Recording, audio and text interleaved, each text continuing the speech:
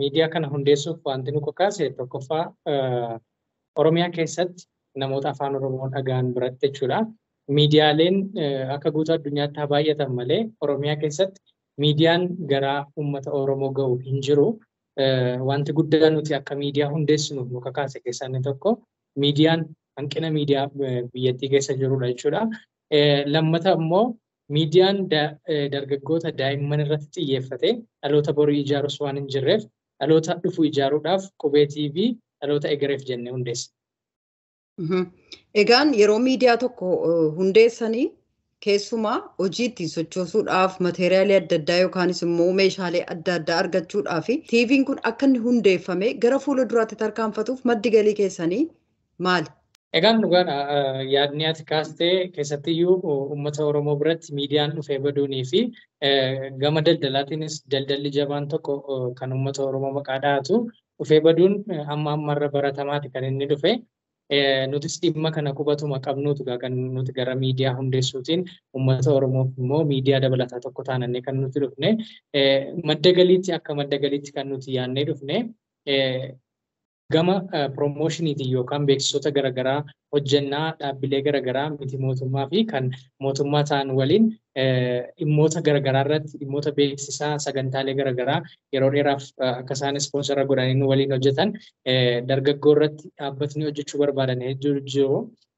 Baankileen dargaggoo irratti xiyyeeffachuu danda'u dhaabbileen daldalaa garaagaraa illee dargaggoo irratti xiyyeeffatanii hojjechuu waan danda'aniif qorannoo bal'aa goonee amma irratti waan ittiin jalqabnu hawaasuma irraa furannee xiqqoo turree garuu ji'oota 2-3 booda miidiyaa keenya akka gaariitti beeksisnee miidiyaan kun illee boris uummata Oromootiif wabii ta'ee madda galii mataa isaatii horatee jechuudha.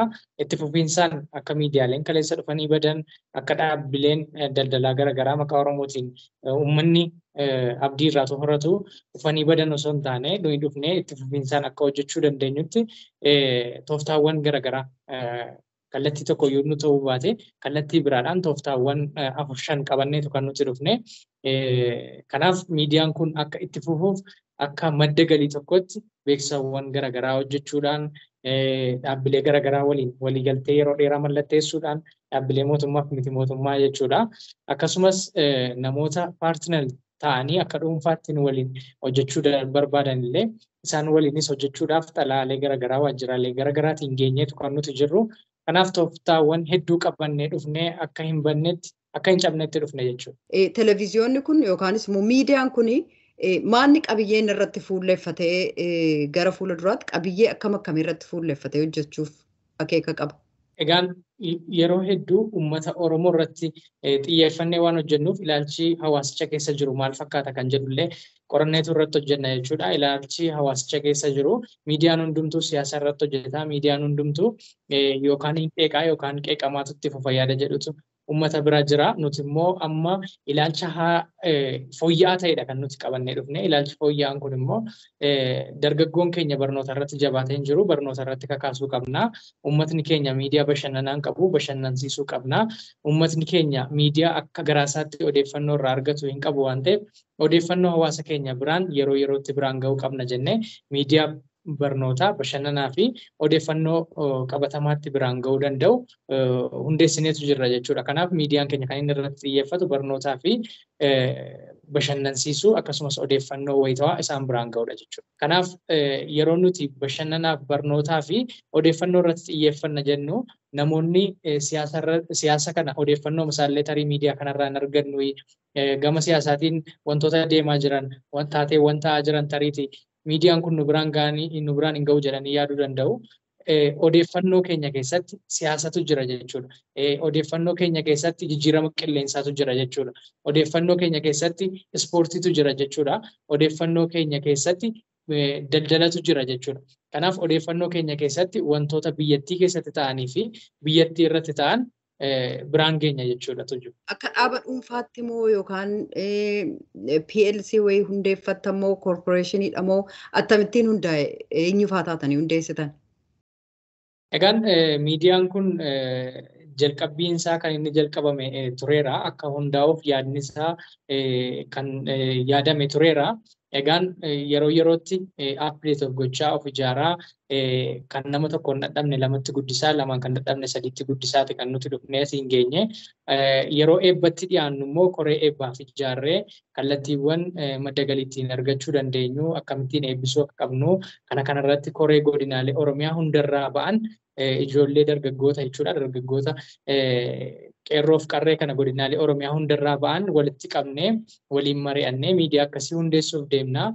Akkamitti hundeessina kan jedhu irratti mari'annee dargaggoowwan golee Oromiyaa hundarraa walitti ba'an yoo xiqqaate godina tokkorraa namni tokko kan keessatti hirmaate kan miidiyaan kun ittiin hundaa'e jechuudha.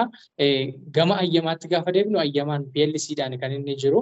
Haa ta'uutii garuu guyyaa eebbaallee waltajjii irratti dubbanneetu kan nuti jirru. Miidiyaa kana namni tokkos lama sadiis fidee asiin ga'ee jira. Garuu immoo har'arraa ka'ee miidiyaan kun kan uummata Oromooti jennee uummatatti dabarsinee kenninee jirra jechuudha. Tooftaawwan ani sila siin jedhe keessaa inni tokko tooftaa miidiyaan kun ittiin uummatatti kenname, uummati abbummaa isaa fudhatee miidiyaa isaa kana jabeeffatee itti fufsiifachuu danda'u keessaa tooftaa nuti fayyadamne isa tokkodha jechuudha. Maaliif miidiyaaleen kaleessa dheengadda badan qoranneerra siin jedheen jira silasii. Miidiyaaleen sun kan isaan baduu danda'aniif nama tokko irratti waan hirkataniif yookaan immoo gartuu siyaasaa tokko irratti waan hirkataniif. Kanaaf nuti immoo uummatatti hirkisnee jirra miidiyaa kana hanga dandeenyu dargaggoota nuyi finnee dhiibnee finnee gara fuulduraatti baasneetu jirra. Uummanni immoo guyyaa sanarraa ka'ee miidiyaa isaa kana jabeeffachuun keessatti miidiyaan kun maqaa isaa irra jalqabee uummatummaadha kan inni of keessatti qabateetu jiru. Uummatummaa keessaa qubee TVdha kan inni jedhee dhufe qubee waliin godinaaleen Oromiyaa hundumtuu golee arfanirraa jechuudha. Qubeetti miidhamanii jiru. Qubee ittiin baratanii jiru. Qubee keessatti guddataniitu kan isaan jiranii.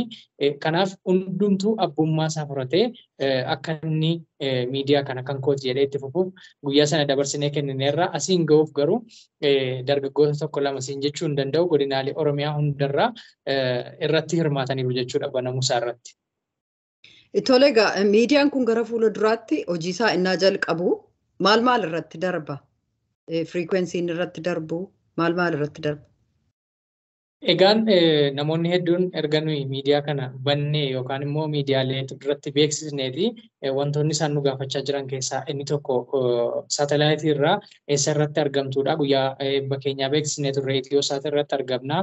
Firiikwensii 11:15 irratti argamna. Siimbool reetii 45,000 irratti argamna jennee beeksisnee turre. Haa ta'uutii garuu tamsaasni isaa haala gaariin deemaa waan hin turreef yeroo sanatti jechuudha nama hunda bira qaqqabuu waan hin dandeenyee fi saatalaayitiin sun rakkoo teeknikaatiin nurkaa harkifatee har'a ga'ee jira jechuudha. Amma yeroo nuyi waliin dubbannu kanatti saatalaayitiin sun koreen teeknikaa yookaan immoo gama saatalaayitiin nuti warri jiran biyya keessatti akka uummata hunda bira ga'utti rakkoon teeknikaa mudate furmaata argachaa jira.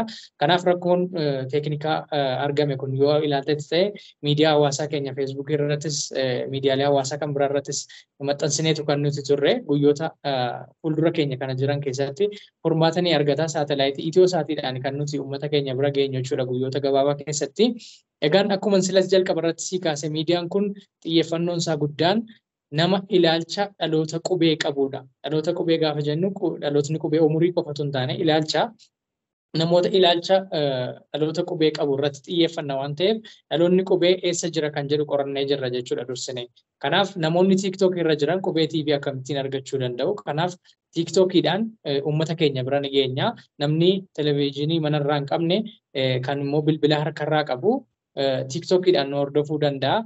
Kana malees immoo namoonni YouTubii irra caalaa fayyadaman yookaan immoo YouTubii waliin maatii ta'anii jiranii YouTubii irrattis illee qubee TV yoo jedhan odeeffannoon keenya wanti nuyi bashannanaan qabannee dhufnu wanti nuyi odeeffannoo biraan ga'uu dandeenyu gama YouTubiitiin illee isaan bira ga'a jechuudha. Akkasumas gama Telegiraamiitiin illee odeeffannoowwan garaagaraa viidiyoowwan keenya maxxansinu illee achirratti kan gadhiisnu ta'a. Gama sanaan illee hawaasni argachuu danda'a. Gama Feesbuukiitiin illee uummata bira jirra jechuudha. Kanaaf wanta jiru hunda madaallee dhalootni qubee kun eessatti argama? Akkamittiin nu argachuu danda'a? Namni hundumtuu yeroo kana ati sila kaasteettaa miidiyaan hawaasaa baay'ateera. Namoonni sooshaal miidiyaadhaan odeeffannoowwan garaagaraa kan nama burjaajessus kan dhugaa qabatamaa qabus guyyaa guyyaatti maxxansaa oolu. Qubee TVnis kana giddugaleessa godhachuun hawaasa hunda bira ga'uudhaaf sooshaal miidiyaalee yookaan immoo miidiyaalee hawaasaa irra hedduun uummata Oromoo fayyadamuu danda'u, irra hedduun dhaloota qubee fayyadamuu danda'u hunda isaa fayyadamee uummatatti ba'ee jira jechuudha. Ammas yoo ilaalame YouTube irras hin jirra, TikTok irras hin jirra, Facebook irras hin jirra, akkuma kana Telegram irras hin jirra, qubetv.com yoo jedhan immoo websaayitii keenya illee nu argachuu danda'u www.qubetv.com illee websaayitiin keenya amma gara xumuraatti dhufaa jira waan ta'eef gama sanaa illee nu argachuu danda'u. Kanaaf bakka dhalootni qubee hundumtuu jiru, bakka dargaggoon hundi jiru ni jiraanna jechuudha. Bakka hundumaa geenye irraa jechuu keeti. Egaan uummata isin dhaggeeffachuu barbaaduuf, uummata isin daawwachuudhaaf isin eegaa jiruu fi yoomirraa ka'eeti guyyaan murtaa'ee jira. Yoom jalqaba tamsaasii sagantaa keessan? Sagantaa keenya irraa jalaan kan nuti jalqabnu sagantaalee ammarraallee waraabuu jalqabne irraa hawaasni keenya naannoo magaalaa Finfinnee jiruu fi godinaalee Oromiyaa iddoo tokko jiran odeeffannoodhaaf argaatti jiru jenneetuma yaannaa uummata baanee dubbisuu jalqabne irraa magaalaa Finfinnee keessa bakka garagaraatti deemne uummata waliin wal baraatti kan nuti jirru. Kanaaf waraabbii jalqabneetu jirra. Garuu sagantaa keenya irraa jalaan jalqabna. Irraa jalaan jalqabna gaafa isin jedhu torban dhufurraa oduuf odeeffannoo isaan biraan ga'uu hin jalqabna jechuudha. Torban dhufu guyyaa wiixataarraa oduun guyyaa guyyaatti hawaasa keenya bira kallattiiwwan miidiyaalee hawaasaatii fi yoo danda'ame guyyaa sanatti saatalaayitiin rakkoo teeknikaa keessaanii baadhee mayyaadha. Rakkoo teeknikaa sun furmaata argate immoo saatalaayitiidhaanis odeeffannoowwan keenya biraan ga'uu ni jalqabna jechuudha. Sagantaawwan keenya kan biraas gama ispoortiitiinis kan jiran, gama barnootaatiinis kan jiran irraa jalaan uummata keenya biraan ga'uu ni jalqabna. Kanaaf guyyaan nuti sagantaa keenya uummata biraan ga'uu jalqabnu wiixatarraa ta'a jechuudha. Odeeffannoo oduu biraan ga'uu jechuudha. Bifuma sanaan haala keenya ilaallee, humna keenya ilaallee, akkuma kana immoo sagantaawwan keenya sirriitti waraabbannee akka uummata sirra deddeebiidhaan rakkisuu hin dandeenyetti yookaan immoo akka isaan nunnuffinetti sagantaa keenya qindeeffannee bareeffannee uummatatti ni baana jechuudha torban dhufurra.